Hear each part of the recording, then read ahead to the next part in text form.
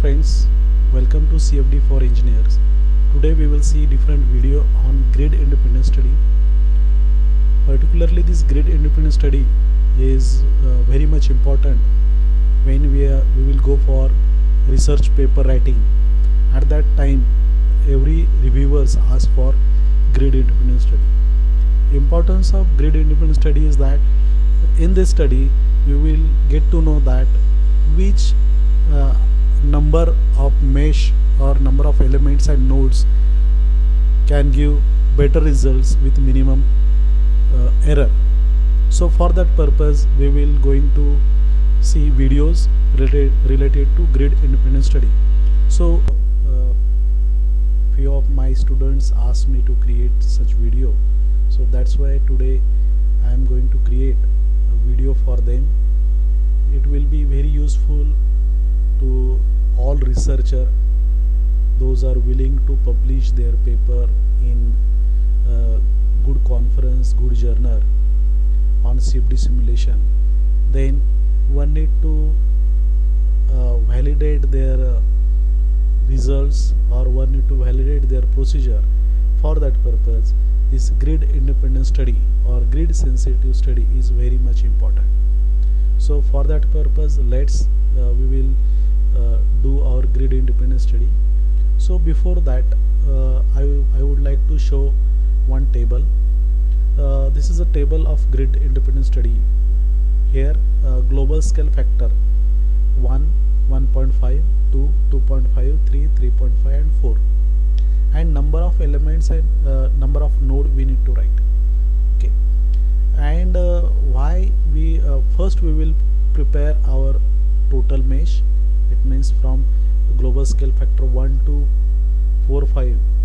Okay, so when we will stop this writing the mesh, when our processor or the desktop or laptop will not work, up to that moment we will do our meshing.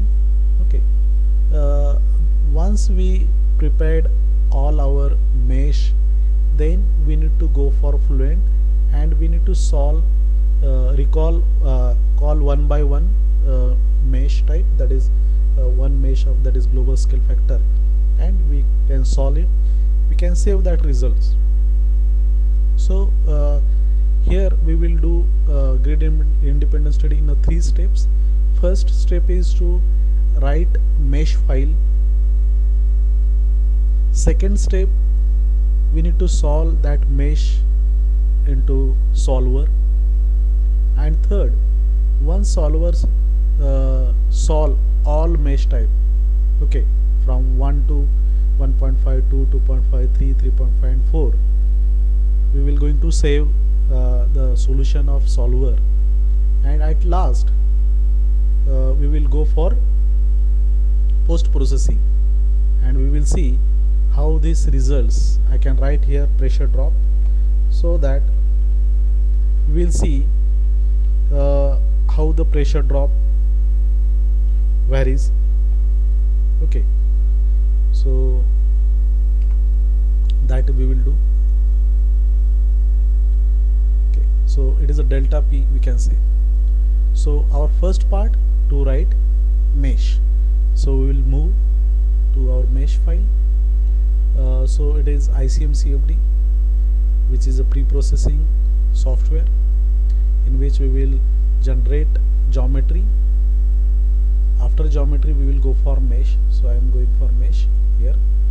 So as we discuss, as we have written in our table, that is grid independent study, global scale factor.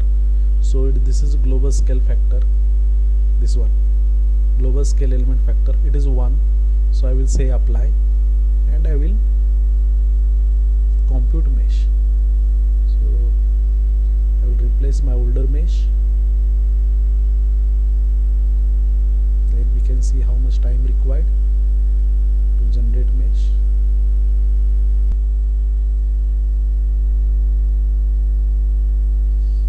So you can see this is a mesh, and when you get such message finished compute mesh, then you can go at top these are the total elements.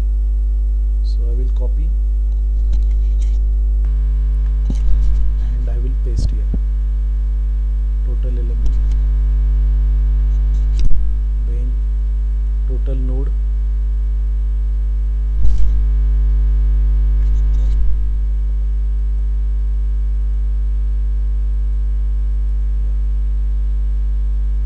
Control V. Okay. So these are the total elements and node. Then if you are willing to go for it is big number, if you willing to go for lower count, at that time we need to again go in edit mesh. So after doing this, we need to go for edit mesh, say apply. It means this procedure we need to complete for one global scale factor. We need to save it, then we can end our first step, that is first part.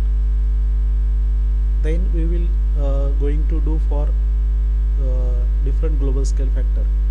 Likewise, once we create a total set of mesh, then we can go for solver part. So here I finish, so I will write it Ansys Fluent, then here I can say accept. Yes. Now while saving, we need to take precaution that here I can say global scale factor 1, so that I can recognize this mesh. Okay, I can say done.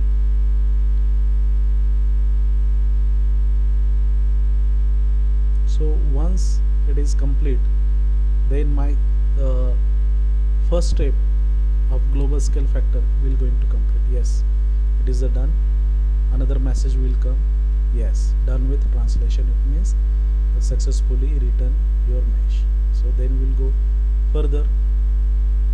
Again go for mesh. Now I said that if I want to more or less number of elements and nodes, so I can say 0.5. Let's see what should be the number we will get. Replace. Here what I will do, I will add one number count, that is a 0.5.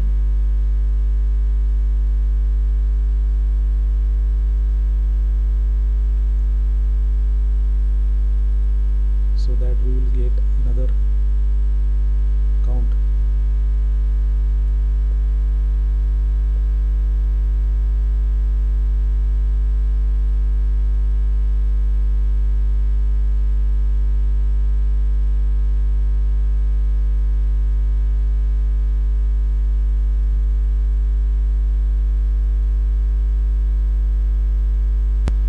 So you can see we completed our mesh for global scale factor 0.5, but you can see the number, this number is very big, so we will copy paste in our table.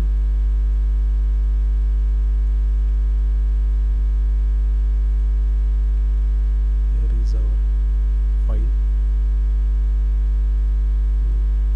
Yes.